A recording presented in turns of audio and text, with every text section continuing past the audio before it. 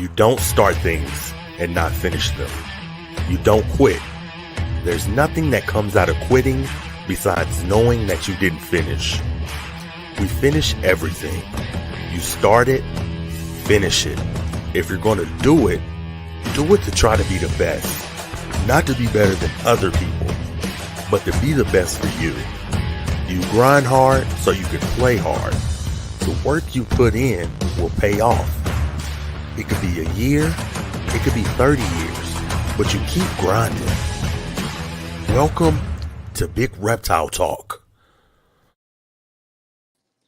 As always, welcome to the podcast. Super excited, man. This is Big Reptile Talk. Before we get into it, man, you already know we got to give love to the sponsors. So, of course, let's go ahead and pop them logos up, man. You gotta pay the bills, man. So, much love to Ozzy Boys, man. You know, this man doesn't need an introduction. He is the king, definitely one of the kings of ball pythons. So, if you're looking into getting into snakes, you know, you want a ball python, this man is he's not gonna steer you wrong, man. So, definitely check out Ozzy Boys. And of course, man, if you keep animals, please keep them in style, man. Venom-proof cages, man.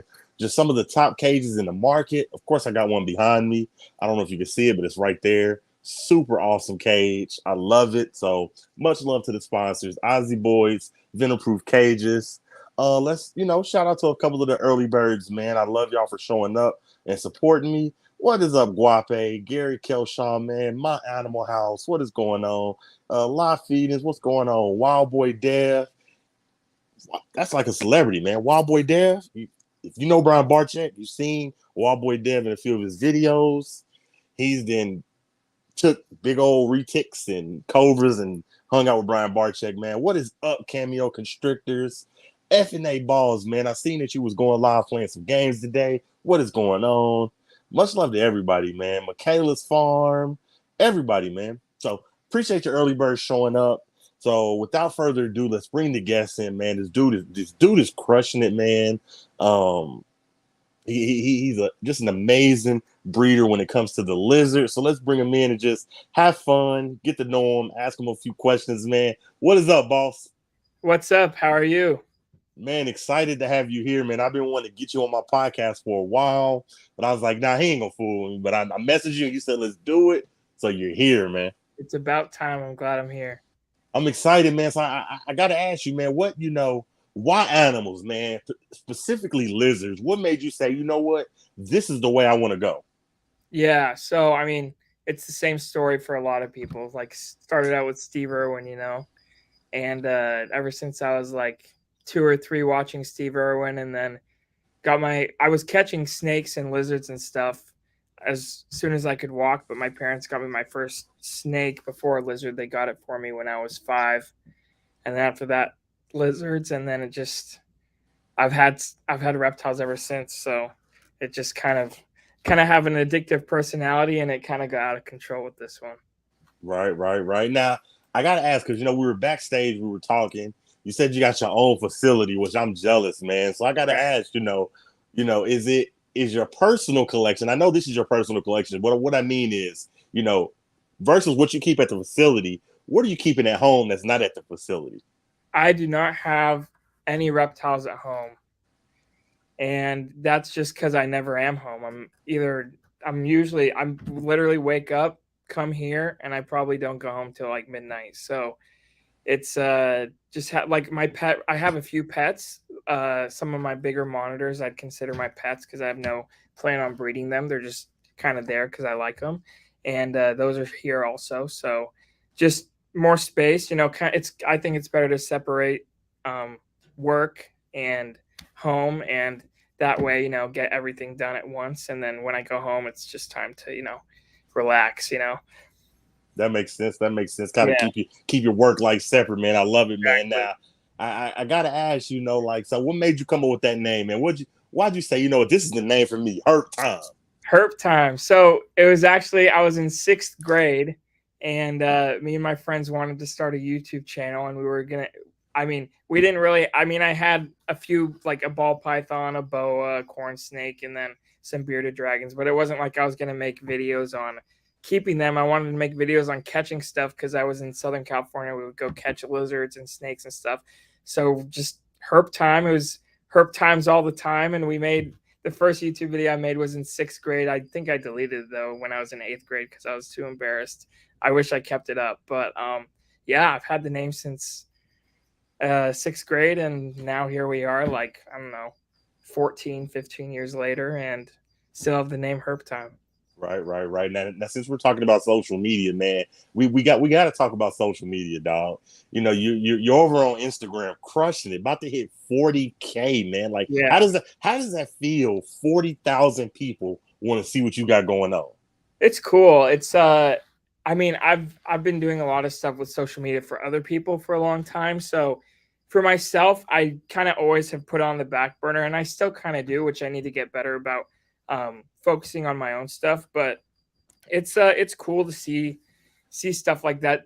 The It's kind of a paradox where I like my stuff to be seen more by the people who are reptile people rather than want to be entertained, like where Brian and Jay, they have a larger audience, but it's because their stuff is more entertaining. I'd rather my stuff be more targeted to the true, intense reptile people because, in the end, I have a lot of species that no one knows about us. I mean, I doubt you can name anything on this back wall. I mean, I probably couldn't have a few years ago, you know what I mean? Because a lot of it has never been in the United States.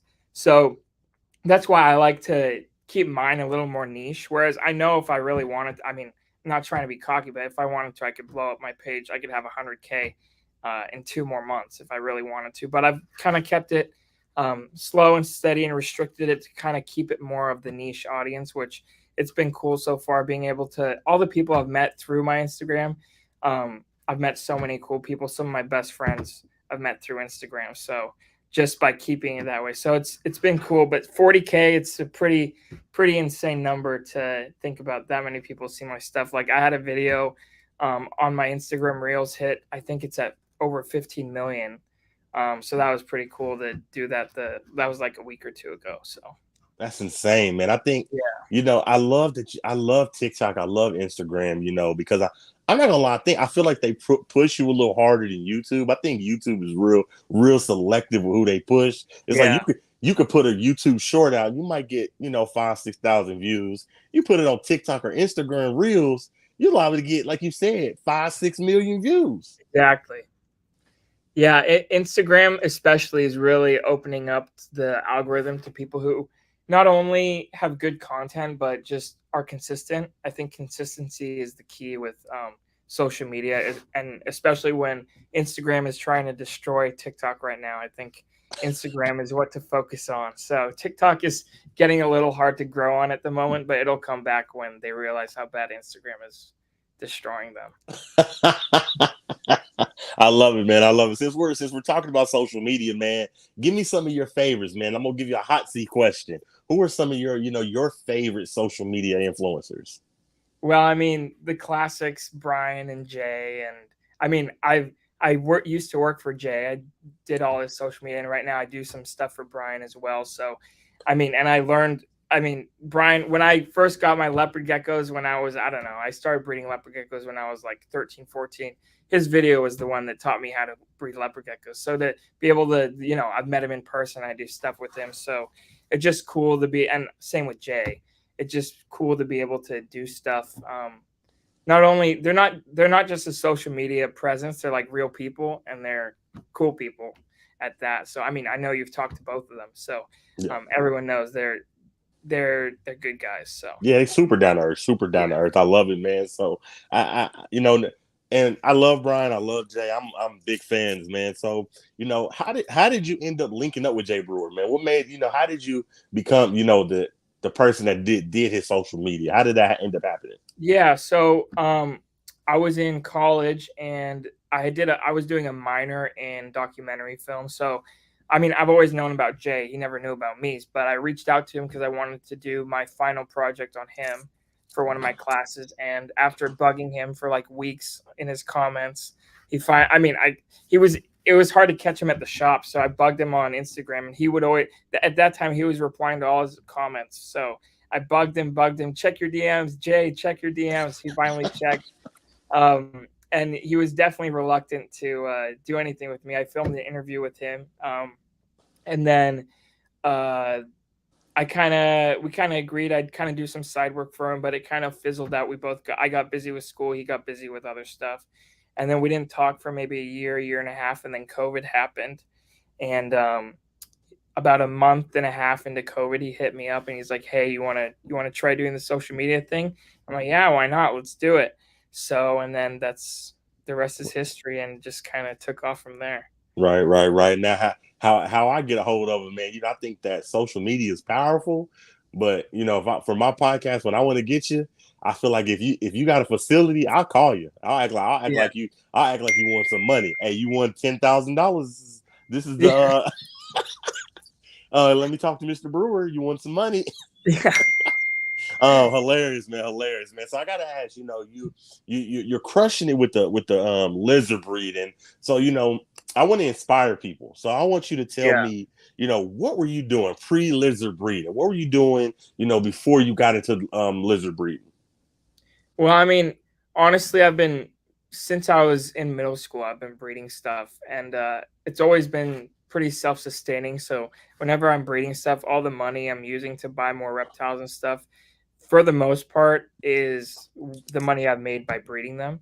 Same with all the caging and the food and stuff. It's been self-sufficient for the most part, except for sometimes when I bought something super expensive or something and it was an investment, I dipped into, savings or whatever. But Right, right. I mean, there's no, like, people always think they have to start out with something crazy like to start breeding, but literally the first lizard I ever bred was, I went to Petco and I got some green anoles for when they were $3 back then, and that's the first lizard I bred. So it's like you got to start somewhere, and there's no shame in starting with normal leopard geckos, normal ball pythons.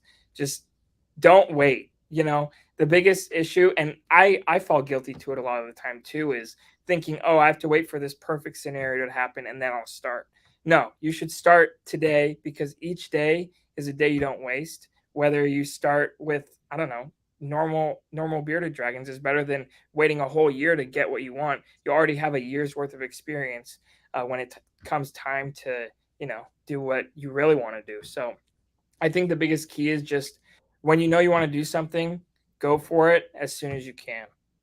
Right. I feel you, man. Now I want to show this comment, man. I got a comment on my Instagram when I was like, you know what, I'm bringing Herp Time on the podcast. Somebody commented, and I want you to see this comment. Now I want you to tell me, how does this make you feel, man? Now they said, this was one of the things, they said, wow, his Instagram photos look like a billionaire keeping reptiles. That's How does funny. that how does that make you feel? Does that give you like That's cool. a I mean, sense I of don't I pride? don't totally get what that.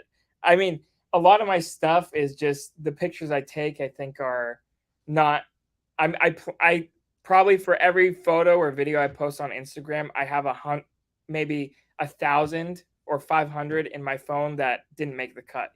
I'm very selective with what I post. So I mean, I usually only post what I think is the best of the best of my photos. So, and then I like to keep stuff clean, and I like live plants, and I think that just ends up making the stuff look cool. And then obviously I have lizards that are beautiful. So I think Right. that's what that makes it cool. But that's a cool comment. Yeah, I don't know. I mean, nothing I have is that expensive. All these lizards in here are like maybe 400, $500 each. I mean, they're expensive by uh, an anole. But when you talk about, I don't know, all the morphs of ball pythons and crested geckos and stuff, those dwarf the prices of these things. Yeah, I don't really think he was talking about the morse of the lizard morse. I just think he Yeah. just really enjoyed your reptile room. It's Yeah. just so neat, so Yeah. nice. It just it looks like you just really invested into it. So I'm like, you Yeah. know what? That would give me, when I see a comment like that, that would just give me that sense of pride, knowing that my Yeah. reptile room is insane.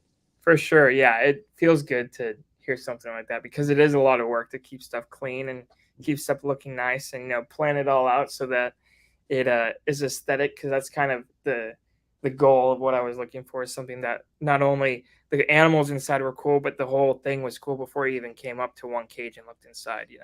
Right. Now I got to give you a hot seat, man. You know, you are just a lizard breeder, and you breed just Right. amazing things. So I got to give you a hot seat question. Who is your currently right now? Who's your favorite breeder? Favorite breeder? Ooh, I'm trying to think who has who. Oh man, that's tough. I guess that's so tough because there's so many different things that I like that people are breeding. Um, I'm trying to think. I really like. So I don't know if you know who Mike's Monitors is. I like Of his. course, I know Yeah. Mike's monitors. So I don't know why he comes to mind first, but I love monitors. I'm not breeding that many right now because I'm limited on space, but I have dwarf monitors. I love Mike's monitors. I've watched all the video tours of his setup, and I've gotten monitors from him before. And I think offhand, since he's also a fellow lizard breeder and he's really committed, and I think he has a really nice setup as well. I think that's probably who I'd go with. Yeah, Mike monitors is tough. I like all Yeah. of them. I like Mike's monitors. Let's see who else I like. I like Sim Container, John Oh, and John over there. They hard. Who else do I like? No. You know, well, that's all I can think of right now. But those are some real yeah. tough breeders, man. So, man, give us a sneak peek, man, or can you tell us, man, what are some of your current projects right now, man? What are you currently working on? So mostly right now I have a Knowles, but they're a Knowles, whatever you want to call them. This whole wall, this is like 24 cages of them. I have more here, and then a whole nother room over there. But this wall is all stuff that was wild caught, uh, and then brought to Germany, and then now brought here. And half of them haven't ever been in the United States, and then the other half were probably like 15, 20 years ago, but I doubt anyone still has any of them. So most of this stuff is stuff that no one else has right now, and just breeding them, getting eggs, hatching them, and really excited to popularize some of these lizards because day geckos are such a big thing, but these are just as cool as day geckos in my opinion. They're more personable, I think more fun to watch. Some of them are have so much more variety of color and patterns. So that's what I've been really focusing on is all the kind of underrated lizards because even though they are in the beginning hard to get people to want them, once people want them, they really want them because there's something that is unique. Not everyone has them, and it sets you apart from everyone else. Where you can say you are working with something that not very many people are, and you can be. It's kind of like not a pride thing, but you're like part of history when you're working with something that no one else has worked with. So that's what the direction I'm going right now. Right. I love it, man. I love it, man. Yeah. Like I said, you know, you're crushing it, man. You have so much knowledge. So I gotta ask, man, like, who was your mentor, or do you feel like you were kind of pretty much self-taught? Um, that's tough because I've been breeding stuff forever, and it was really just there's no one person on YouTube that I watch, but I would say YouTube was how I learned a majority of the stuff about breeding lizards, whatever species it was. Um, and then honestly, whenever there wasn't a YouTube video, because a lot of the species I liked or was working with had very little information, a good place to find information was reptilemagazine.com. They always had a lot of good information on rare species. And then mentor wise, I don't know. I mean, like I said, Brian, I watched a lot of videos on how he bred leopard geckos because I used to breed leopard geckos a lot, and and then when I worked for Jay, I learned a lot from him as well. So it just kind of, and then even my friends, we they breed something and they learn it, and then I apply it to something else and it works or it doesn't work or modify it. So it's like it's all a learning thing because really, how long have people been breeding reptiles? That Right. barely the past 50 years. So it's like um, we're all learning together, and it's really cool to be able to do that. But I definitely cannot pinpoint someone I worked under or anything, but just the availability of YouTube and articles and just everyone usually in the reptile community being willing to talk to you. It's really nice that way. Right. I love it. I've been able to talk to a lot of people too, man. I really enjoy it, man. Now I want to have fun, and I want people to be able to come here and get a little knowledge for, if they want to follow in your footsteps. So kind of give us a little tips, man. So give me, is there a certain room that you not room? Is there a certain temp that you keep your lizard room at? What's a So good temp? the way I keep these lizards, I mean, you can keep day geckos the same way as these. The room is around 78, 80 degrees, and then they have a UV light on top. It's a T5 fixture, dual T5, and it's UV, but it also creates enough heat where the top of the enclosure can hit around 93, 94 degrees. So that's kind of the gradient. The top hits around 94, the bottom hits around 80 to 78, and then nighttime the lights are off, um, and it gets like 75 at night. So and then I just do a 14-hour daylight cycle, and then that's 10 hours of lights off, and that's how I do it. These are pretty easy to breed.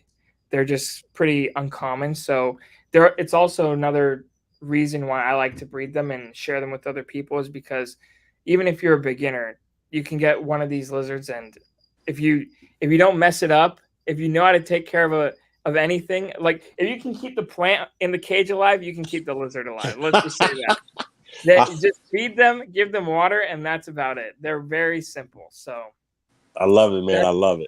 my tip for these. Obviously, other species like monitors and other stuff, definitely more work. But these things behind me are pretty easy. Right. Now I gotta ask this, man. A lot of breeders because I like snakes. My favorite is snakes, and I got Pac-Man frogs and things like Yeah, that. A lot of these bigger breeders have their own morphs. For instance, Ozzy Boys is the Orange Dream morph. right. Tiki Geckos has like the Deadpool line. So where are we gonna get that Herp Time line of lizards? That's a good question. All this stuff that I brought in from Germany is I'm holding most of it back because you don't really know what they're gonna look with the anoles, especially don't know what they're gonna look like for 1 to 2 years. So there's a lot of variability in their patterns and coloration and stuff. So it's gonna take a little while to get any type of line breeding, but that is my plan to line breed some stuff and make some stuff look really cool. But just a matter of time. You ain't got like give us a sneak peek. You ain't got like a name that you want to name it like No, this the I this the don't know what I'd name. this the I have no Batman idea what Joker I'd morph. name. I have no idea what I'd name anything. I love it, man. I love it. Now I got to give you another hot seat question, man, just to kind of have a little fun, man. You're giving us knowledge. Let's have some fun, man. So hot seat question. Yeah. Let's say two people are drowning, and you can only save one. Who are you saving? So you got the Island Boys or Takashi 6ix9ine. Well, are both the Island Boys drowning or just one of them? Both of them. Both of them. Uh, I Who are you guess saving? I'd save the Island Boys. Do you know who Takashi 6ix9ine is? Yeah, of course. I was leaning if it was just one Island Boy, I would have saved Takashi, but since it's both Island Boys, I'll save both of them because saving two is better than one. I love it, man. You're silly, man. Funny question, man. Funny question, man. Now, before I show this picture, man, you were saying you're important stuff from Germany. That's heavy, man. Yeah, well, I have buddies that help me obviously, but because I'm not doing all the legwork over there, but yeah, basically majority of the stuff. Well, I have a lot that bred now, but majority of the stuff started there, and we brought it over here because that's where a lot of because they're more restricted on space, um, and they are into more of the tiny rare stuff. So it's that's where we got most of the stuff. So yeah, a lot of it, majority is from Germany. That's heavy, man. HerpTime Yeah, is not playing yeah, around, man. Now, so this was my favorite picture on your Instagram, man. I'm gonna show you. Tell me about this lizard right here, and give me an idea. Like, let's say I wanted to breed something like this, or yeah. let's say I wanted to acquire something like this. What am I looking at, man? Because this is gorgeous. So this is a cool species. This is actually the only one. That picture is the only one of its type that's ever been captive born or bred. They are a Mexican species of anole, and the full grown ones get like probably 18 inches. It's called Anolis petersi. uh, and they're really cool. No one has really worked with them. You can get people have got them wild caught, but usually you only get females because the females live lower in the trees, and the males live all the way in the top of the canopy. So whenever they're collected, it's usually only females ever brought in. But my buddy who helps me imports a lot of the stuff from Germany, his name's Michael Friedwald. He actually brought. He had some. He had a trio, and he ended up with that one baby before, unfortunately, his male passed away. But that one baby and the two females I have now from him. So that one has to grow up. It's probably 6 months away from breeding size, and then gonna throw it in there with the females and hopefully make some more babies of those. Those are extremely desirable. The funny thing is, people in Germany want those from here, so that's like kind of opposite what usually happens. So that lizard has a lot of power, you know. So it's a cool, for sure, cool species. So, like, let's say somebody wanted to get that from you. What am I looking at? Well, I probably wouldn't let any go. If I get babies, I wouldn't let go the first 10. But after that, they're probably like $2,000 each. $2,000. That's a beautiful. That's a beautiful Yeah, lizard, man. yeah, That's man. yeah. That's beautiful, man. Granted, that's the baby. That thing is literally gets as big as like, uh, I would say they get bigger than a Cuban nightingale. They get that big. They get really big. Right. Man, beautiful lizard, Yeah. man. Now, I want you to keep just giving us that knowledge, man, because you have so much of it. Tell us, what are some of the lizards that people should stay away from, or not necessarily stay away from? What are some of the harder lizards to breed? Well, breeding wise, if you're gonna do like big monitors, obviously you need enormous amount of space. So don't expect to get a cute baby Asian water monitor and then expect to breed them in a few years when they're 6 feet long. You know. Another tough one, which I have bred and do breed and am still working on, are abronia.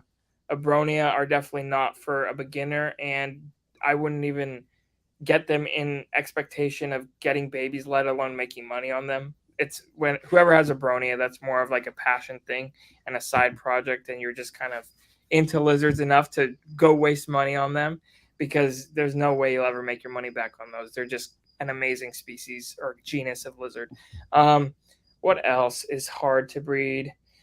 Uh, I mean, if you're keeping an animal and it's happy enough, usually they'll breed. So it just depends if you're doing the right husbandry. Like leopard geckos, you can get away with the wrong husbandry and they're still happy or decent enough where they'll breed. Versus a lot of other species, you can't get away with that. So it just depends on basically how easy it is to take care of the lizard is how easy it is going to breed. Right. That makes sense, man. Now, are there, because like I said, I want you to just keep giving us that knowledge. Are there some things, for instance, like when it comes like to snakes, just problems that you can get when it comes to breeding? Like you might have a male that don't want to breed. You might have a female that, gets egg bound. So I guess the question is, what are some of the problems that you can encounter when breeding lizards, and how do you Yeah, handle them? it's the exact same problems that can happen with snakes. I can't think of one that doesn't happen with lizards. Egg bound, female doesn't want to breed, male doesn't want to breed. Um, on a lot of the anoles, they're basically always anoles lay an egg a week basically. Like one oviduct lays an egg and the other one is already making one. So ovulation isn't an issue, but with like other lizards, ovulation, like how you want to plan an ovulation in ball pythons or boas and breed it at the right time. A lot of species you want to cool down as well. And you need to plan out the yearly cycle to get them in the breeding mode. Whether some species you need to literally put them in a wine cooler like you would a colubrid, whereas others you're just tuning it down 5 degrees. Right. The same complications that come with snake breeding are mirrored in lizard breeding. Just depend like snakes, it depends on the species, but there's always something you got to pay attention to usually. Right. I love it, man. Now, I'm gonna give you a hot seat question, man. So, and go with me, man. I don't, Okay, I'm going somewhere with this. got it, So, got it. how did Now I gotta ask, does your lady like the lizards? Yes. Okay, so now this is the hot seat question, and it's like a two-part question. The Okay. first part is, being in the reptile hobby, I'm hard to get gifts for. My wife will tell you, thank you, Fungus Queen. My wife will tell you, anytime like it's Valentine's Day, Christmas, birthday, she said, "What you want for your birthday? What do you want for Father's Day?" Something. It's always something reptile related. So the Okay. first part of the question is, what's the best gift your lady got you, reptile related?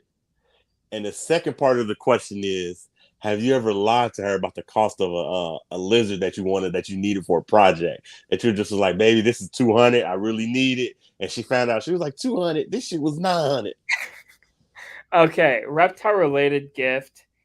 I don't know if I've ever really gotten a reptile related gift, which, because if I need something reptile related, I'm not asking anyone else for it. I'm already getting it myself. I Oh don't no, waste no, any no. time. No. So, Hold on. I gotta interrupt you. huh? You need to get rid of her. If she don't get you nothing reptile related as a gift, you don't want that kind of negativity in your life. No, she supports it completely. It's just when no one else knows anything about these things. You know what I mean? Like, none of my family, no one. It's just like everyone's very supportive, but it's not like they understand, because it's not like I want a $20 leopard gecko from Petco. It's like, how are you going to arrange to get me something from Germany on an airplane over here? You know what I mean? So I mean, reptile related. This is the closest thing. A little bracelet with a lizard on it, and she has a There you mask. go. You know, That's but it. I wasn't done. You didn't let me finish. But yeah. Anyway, uh, and then what was the other question? So my question, the next part of the hot seat question Yeah. is, you're a big time breeder, man. A lot of people don't know you're crushing it. So my question to you is, have you ever needed something for a project, a Oh, breeding oh, project, oh. and you're like, baby, I really need this lizard. It's only like a 200, and she ended up finding out it was like 900. She's like, "This is $900." Uh, Nothing I can think of. I mean, no, I don't think. I think I've been pretty open with how much everything. I mean, it's embarrassing sometimes how much some things cost, because it's like, oh my gosh, you're spending that much on a fence lizard. But it's no, I don't think I've ever lied about it, because it is what it is. I mean, you got to start with good stuff to end up with good stuff. Right. You don't want to be in that doghouse, man. Yeah. Now breeding lizards, man. I know you got a lot of amazing stuff. Do you ever see yourself getting into Gila monsters, getting kind of to the venomous side of the lizards and the? Um, Gila monsters would be cool. I'm in California right now, so they're illegal here, unfortunately. Oh, But I would get Gila. I do have some beaded lizards, but I don't really plan on breeding them. I don't know. I mean, as far as those being the only really truly venomous lizards, I think if I had the chance to work with Gila monsters, I definitely would. They're they're definitely high on the list. I like them a lot. right. You know, are the laws in California kind of getting strict like Florida? Well, no, Gila monsters are considered endangered in California, and their range barely touches into California. So, considering they're an endangered native species, they're not legal here. But beaded lizards are completely legal here. So, Right. Awesome, man. Awesome. Now, I want you to give us some knowledge, man. Like, let's pretend, shout out to everybody in this podcast, but let's pretend everybody in the world that owns lizards is right here or is wanting to breed lizards. What's one thing you would tell every lizard breeder out there? hmm. Uh, that's tough because everything's so different. Um, just feed them enough. That's the key, I think, to getting a lot of healthy eggs. Feeding them enough and the right food, which is basically how you do it with anything, you know, because what you're feeding them is going to turn into the eggs, which turn into the babies. So, Right. yeah, just feed them enough and feed them good food. Right. What do you think is, because like I said, people want to follow in your footsteps. You over there, you're crushing it over there. So my thing to you is, what do you think is like one of the biggest reasons newer lizard breeders don't make it? Impatience. The key is definitely you have to be patient and you can't give up when you have setbacks, and just keep going. And you can't start out being in it for the money, because there's no way you're gonna, in the beginning you do not make any money.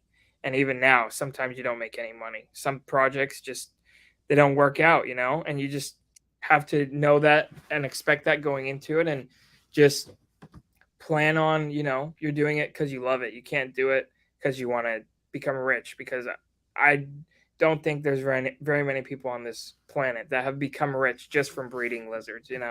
So don't plan on becoming a millionaire breeding lizards. Well, yeah, you're right. You're right. But now, a lot of times, when you're into snakes like me or ball pythons, sometimes you can encounter hunger strikes. Is that really Right. a problem with a lot of your lizards? Are they pretty? Have you ever encountered it? Not really. Most of them, they will eat when they're hungry. They won't. I mean, the ball python will eat when it's hungry, but you know what I mean. A lizard won't go more than, if they're at the right temperature, they won't go more than a few days without eating. A lot of them will. I mean, they'll stop eating when they're done, but even if you come back the next day with food, they'll eat again, because their metabolism works a lot faster. They're moving around a lot more, and whereas ball python, they just kind of sit there. So it's a lot different, and especially when you're breeding them, they're kind of, especially these lizards, they're kind of constantly on a breeding cycle, so they never stop. They never, if they stop eating, they refuse food. Usually that means something's wrong, and you need to take care of it ASAP. Right, right, right. Now, I gotta do this, man, because it's just to inspire people, man. You've been breeding for so long, but I want you to kind of time travel, man. Go back in time. Do you remember the first clutch you ever had? And if you do, how did that make you feel, man? Just with seeing your dream actually coming to become a reality. Yeah. Well, the first eggs I ever got were from my green anoles, and I built an incubator out of like a styrofoam cooler and put like a heat pad underneath and all that, and water and all that stuff. Um, but the first ones didn't hatch because I didn't know what I was doing, and I flipped the egg. I just took the eggs out and put them in, and didn't know you can't flip the eggs over.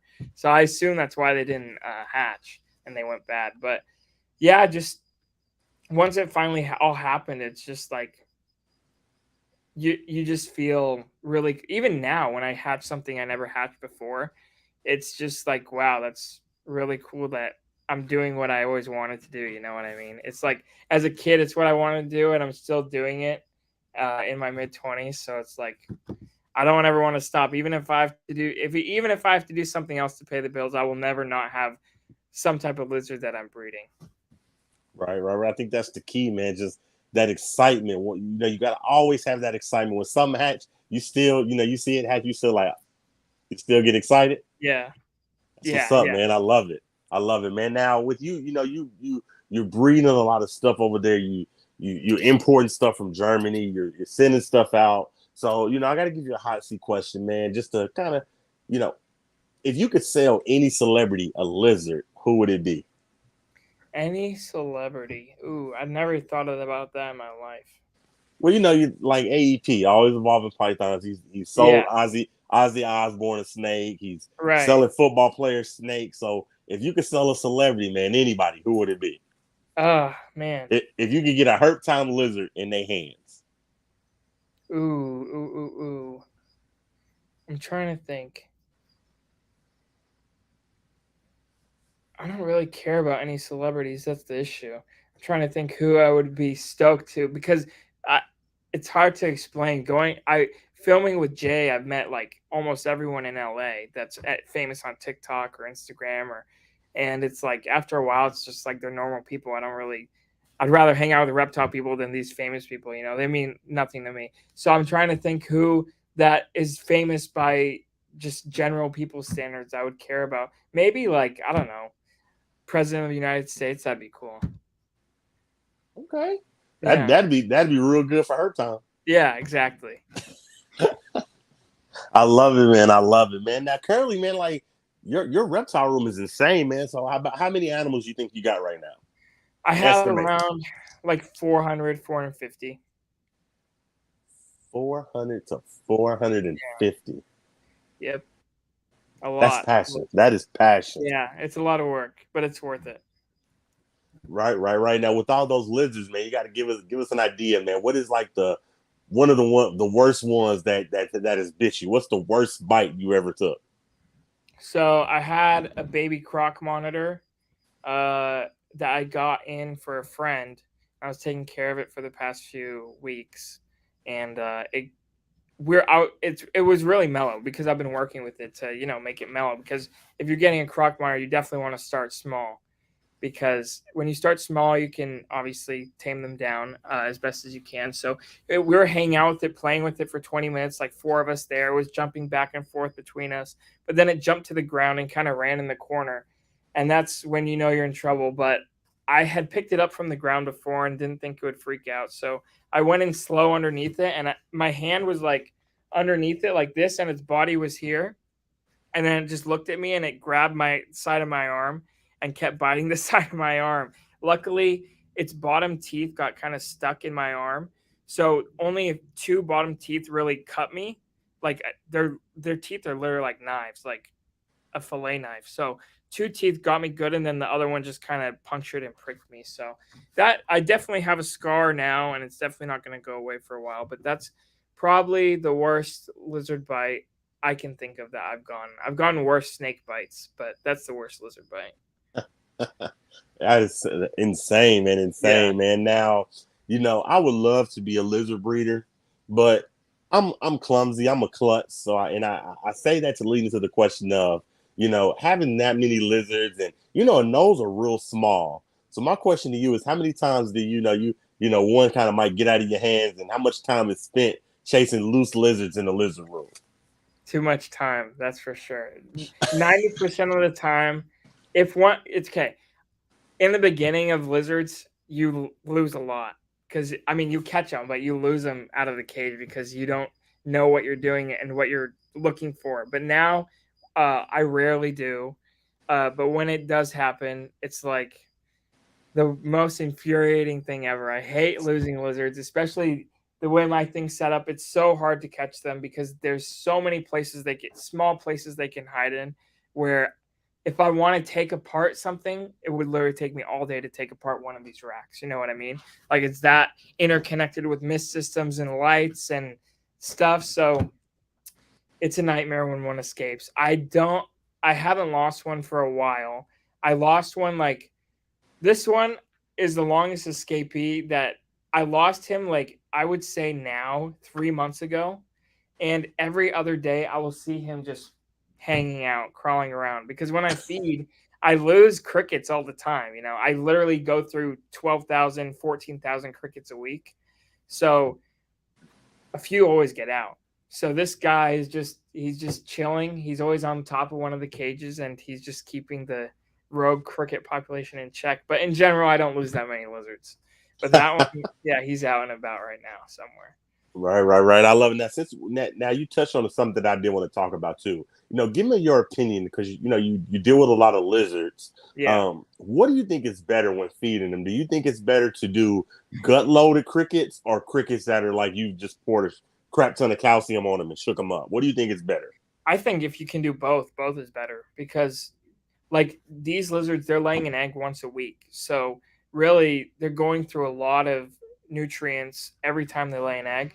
So the more you can give them, the better. Obviously, you don't want to give them so much calcium that they're sometimes you can like a gecko or a knoll or really any lizard, you can give them too much calcium and their calcium sacs will get too big and calcify and get hard. And then that's not good. So you just want to pay attention to your animal.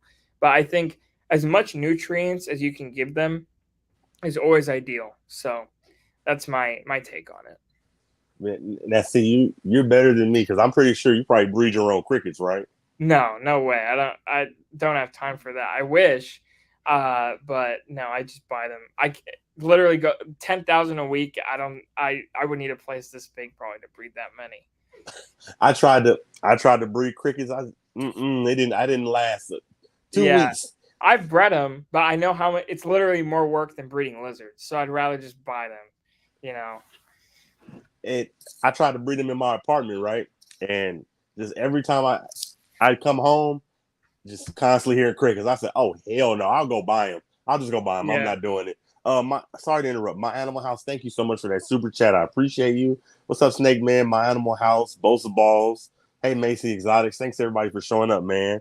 Now, with you being as heavy in the breeding game, I know you said it's a lot of times that you don't make profit, but I want to talk about for like newer breeders.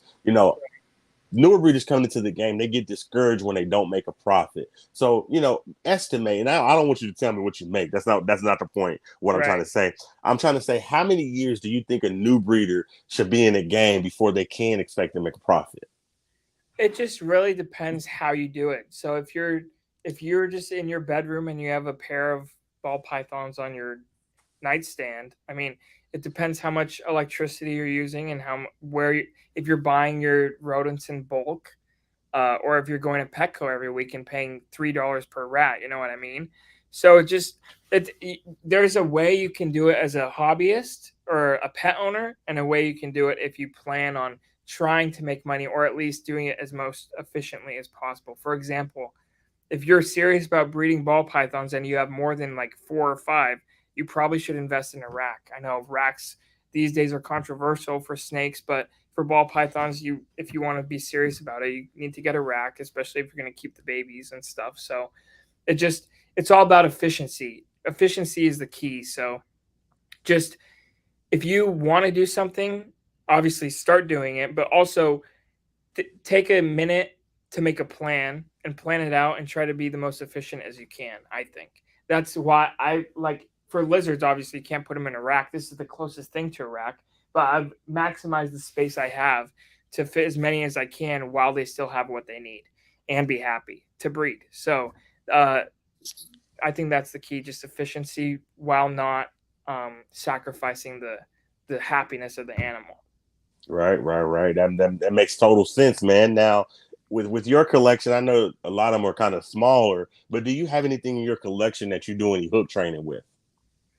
Hook train. I mean, I have like a black dragon water monitor. I have a croc monitor, and they're not necessarily ball trained or hook trained or anything, but uh, they know when I come in and they don't see tongs that they're not going to just go and bite me. They're not like a snake where they have an immediate food response. So they are, and like they don't need to be hook trained because they're intelligent enough to know that when they don't see the tongs, they aren't going to get fed. So they won't just come and lunge. But when they see the tongs, they'll literally lunge out of the cage ready to go. So those are the only things that I really have. I just have those two big lizards that I would consider in that category. Nice. I Yeah, love it, man. Now, I won't keep you too much longer. I appreciate you coming on the podcast and just of talking course. to us, man. Um, when it comes to snakes, man, now people, if you're new, you just get into the hobby. Let's say you go and you get a hog nose and you touch it and it rolls over and plays dead. It's gonna scare the shit out of you. Right. So my question to you is there any species of lizards that if you touch it, it actually would just roll over and play dead? Good question. I can't think of any. Most will run away, as far as I can think of. I'm sure there are some that play dead, but I can't, off the top of my head, I can't think of any. Some will, once you have them in your hand, they will play dead. Like they will stop moving. They'll just like sit there like this. Even when you put them down, they won't move. But there are, like, for example, Chinese crocodile lizards. They'll sit still, hoping you don't see them, but they don't play dead. Yeah. Nice. I love it. Oh, you might. I know that's probably one of your homeboys. He just liked the Instagram photo, Mason Barnes. Shout out to Oh Mason yeah, Barnes. Mason. Mason's the man. He just liked the podcast on Instagram. Well, Awesome. shout out to Mason Barnes, man. Now I got to give you a few. Now before we end, I want to give you like 2 or 3 questions that are just for fun, and then I want you to just kind of. Are you on a computer or a phone right now? Computer. I don't know. You probably can't span that around so we can see a little bit of your room, can you? I can. Okay, not yet though, not yet. I want to ask a couple questions Okay. before we see your room, man, because your room is just so amazing. Now, a couple fun questions, man. So let's say you didn't have your own facility, you weren't breeding your own lizards, but you needed to work, you needed a job, right? So the Right. hot seat question is, if you could work at any of these places, where are you going? We love them all, but you got to have one job. Where are you going? Are you going to work with Brian Barczyk? And I'm not going to say Jake because you already did that. So let's say, are you going to work with Brian Barczyk? Are you going to go work at Gatorland? Or are you going to work with Tiki Geckos? Mm. Probably Brian. That'd be fun to work at the Yeah. Reptarium. Yeah. He's. That I only say Brian because he. I've been to Tiki's Geckos and they're awesome, and I would love to work with them too. I mean, it's hard to pick out of those three, obviously, but Brian, just because he has the years of experience, Not saying the others don't have the experience, but Brian has been there kind of since almost the beginning. So right, like learning from people who've been there for a really long time. Right, the OGs, man. Now, Yeah, one more question, and then I kind of want to span your room just to kind of show people that for sure. it's just insane, man. So just for fun, man, I ask people this. So I'm on YouTube a lot. You come across crazy videos and conspiracy theories. So my question is, with you being a lizard breeder, I don't know if you ever seen any of these videos of where they're talking about like the lizard race or reptile people. Yeah. Have you ever seen any of those videos? Yes. So my question to you is: Do you believe that there are people out there that may or may not be like lizards or the reptilian people? Well, if I'm honest with you, I might not make it to the end of the day. So let's skip that question. I don't know. That's risky waters to talk about, especially to be posted on YouTube. They don't like that stuff. I love it, man. I love it. So we're gonna say check. Yes, he believes it. What? You said it, not me. I love it, man. I love it, man. Now, the reason I wanted you on this podcast, man, because I seen your reptile. I was on Instagram, I follow a lot of reptile people, and I seen your Instagram, and I was just fascinated because your room is just so nice, so clean. Shout out to Mark's Reptiles, man. He's just came in. What's up, Mark? Um, I'm gonna put you on solo. I'm still here, and you can still hear me, but I want you to kind of pan a little bit. And can we see your reptile room a little bit? Yeah. Well, this is just one room. I don't know. There's 24 cages on this wall, and then there's 12 over here, and then in front of me there's a bunch over here, and then we can walk around and go to awesome. Yes, awesome. That looks amazing. How big the screen is. Oh shoot. There's more here. Oh, look at that! Just there. Amazing. There's more there. There's lizards everywhere. So basically, and then there's even more downstairs. But this because I'm upstairs right now. Like this is where I keep a lot of the babies. There's more babies here.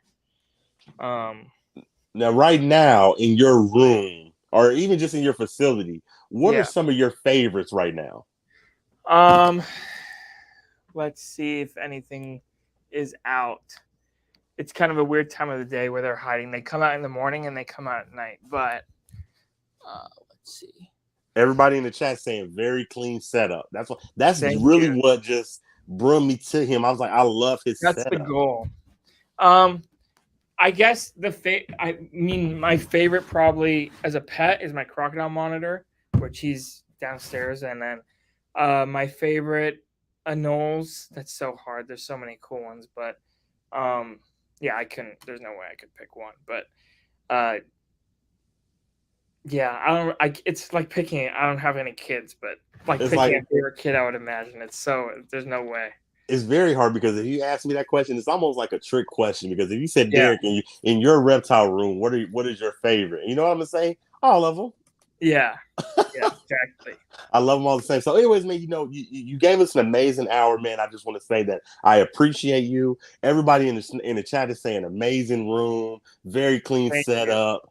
Just what you're doing is amazing, and you're doing incredible stuff, man. So I want to thank you for just giving us an hour, giving us a little knowledge, and having a little fun. For sure. Thank you for having me on. I really appreciate it.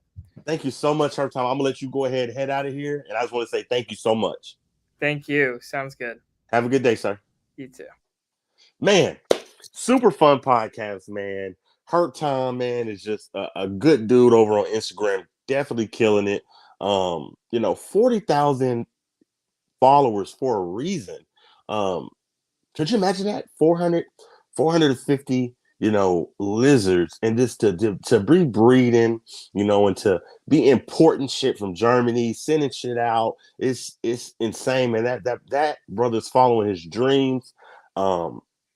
Definitely a fun podcast, man. So this is Big Reptile Talk. We just got done talking to Herp Time. Definitely a fun podcast. Want to say thank you to everybody that came, especially to the people that super chatted. Thank you, Fungus Queen. Thank you, my Animal House. And thank you to everybody that showed up. Much love to Herp Collectors. Shout out to Mark's Reptile, Snake Man, Battle Fights, Live Feeding ASMR, Macy Exotics, Bosa Balls. I appreciate you for showing up. Until next time, man, this is Big Reptile Talk. Make sure you go check out the podcast sponsors, Venom-Proof Cages and Ozzy Boyd's. Until next time, man, I love y'all. Thank y'all for showing up. This is Big Reptile Talk. We out of here. Yeah.